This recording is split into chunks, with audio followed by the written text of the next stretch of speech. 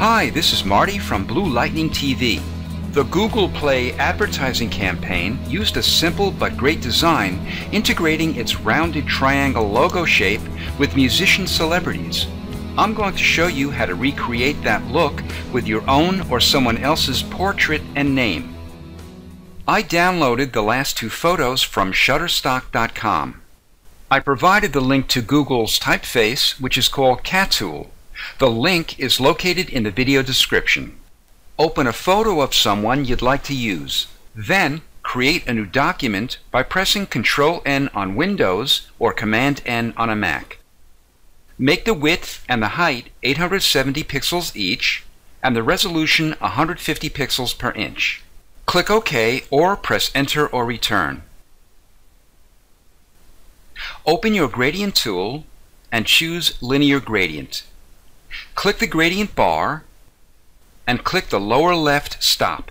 Click the color box and type in 208BC8. Then click OK or press Enter or Return. Click the lower right stop, the color box, and this time type in 005B9B. Press Enter or Return twice. Place your cursor at the bottom of your document and hold down Shift as you drag up the gradient line to the top, then release. Click the New Layer icon to make a new layer. Open your Polygon tool. If your foreground and background colors aren't black and white, press D on your keyboard or click this icon. To invert them, press X on your keyboard or click this icon. Go to the top and choose Pixels. If you're working on a version earlier than CS6, the pixel icon is here. Since a triangle has 3 sides, type in 3.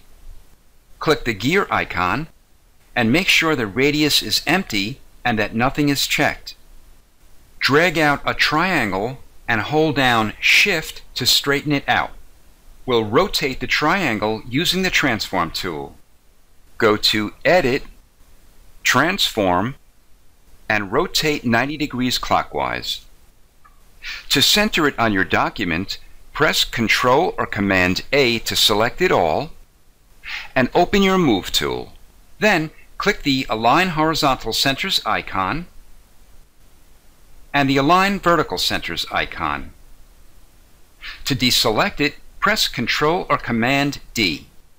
To round the corners of the triangle, go to Filter, Other, and Minimum. Choose Roundness. The higher we make the radius, the larger the corners and the entire triangle will be. Make the radius anywhere from 15 to 20 pixels. Then click OK. Open your photo and drag it up onto the tab of your Google Play document. Drag it down onto the image and release. To temporarily see the layers under it, reduce its opacity to approximately 50%.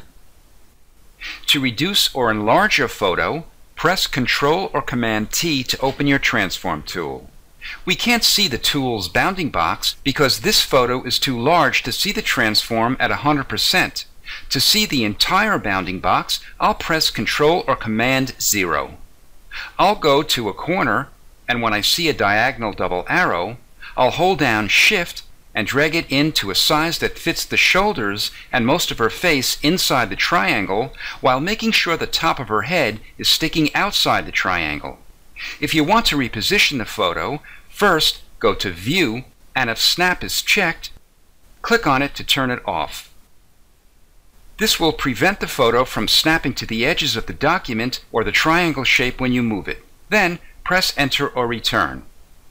To fit your document back on your screen, press Ctrl or Command 0. Now that we have the photo sized and positioned, we can turn the opacity back to 100%.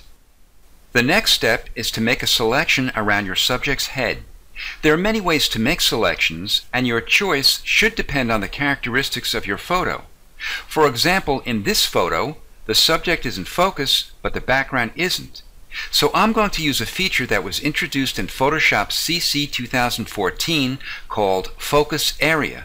I'll show you that in a moment. If you're working on an earlier version of Photoshop, open the lasso tool and draw around the head of your subject. It doesn't have to be perfect. Go to Select and Refine Edge. I'll show you what to do next after Refine Edge is opened in version CC 2014. In this version, you don't have to draw a selection around your subject if the background is unfocused. Instead, I'll go to Select and Focus Area. Photoshop is analyzing the photo to determine what's in focus and what's not. Then, it surrounds the focused area with a mask. I find the best results are when the Auto button is turned on. Click the Refine Edge button. This creates great selections of anything with fine detail. I covered Refine Edge in depth in some of my past tutorials, so I won't be going over every detail here. However, checking Smart Radius is a good start. If you move the radius to the right a bit, you'll start to see that the mask is picking up detail that wasn't there before. By using the Refine Radius tool and brushing around the edge of the mask where the hair is, it will pick up even more fine detail. I like to check Decontaminate Colors because it removes any color fringe that may be bleeding onto the inside edge of your subject from the background. You can leave it at the default amount of 50% or adjust it using the slider. Output it as a new layer with Layer Mask. Then click OK.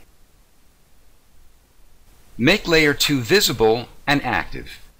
Ctrl-click or Command-click on the triangle to make a selection of its shape. Click the Layer Mask icon to make a layer mask of the selection next to the active layer. Click the Layer Mask next to your subject to make it active, and open your Pencil tool. Make sure your foreground color is black.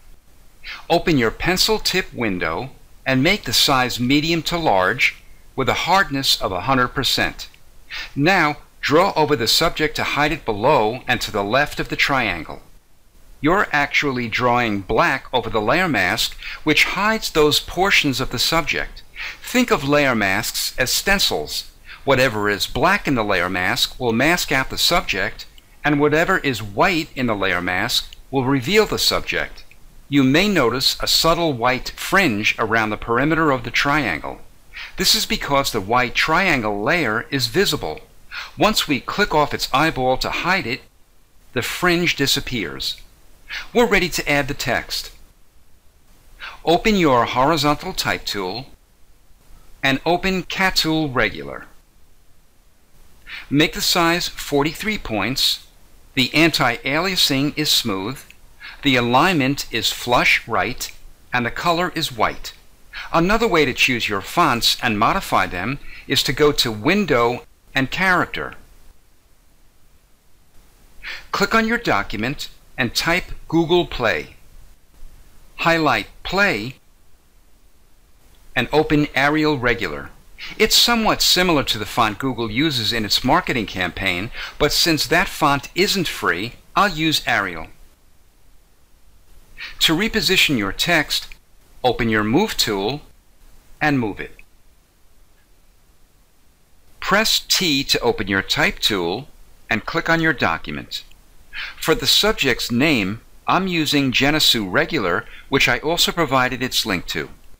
I'll make the size 62 points and click the slanted T to italicize the font. Click the color box and click on a light color of your image that you like to pick up that color. Then click OK. Type out the name, click your Move tool, and drag the name into position. To finish our Google Play design, we'll add a gradient border. Scroll down to the bottom and click your background to make it active. Go to the lock icon and hold down Alt or Option as you double-click it. This will unlock it and open its layer style window. Click Stroke and make the position inside. Make the fill type gradient, the style is linear, and the angle is 90 degrees. Click the gradient bar and click the lower left stop. Click the color box and click the color on the bottom of the background to pick up its color. Press Enter or Return. Click the lower right stop, the color box, and this time click on the top of the background to pick up its color. Then press Enter or Return twice. Check Reverse, which reverses the gradient colors. Slide the size to an amount you like for the border's thickness. I'll choose 10 pixels, then click OK. This is Marty from Blue Lightning TV. Thanks for watching.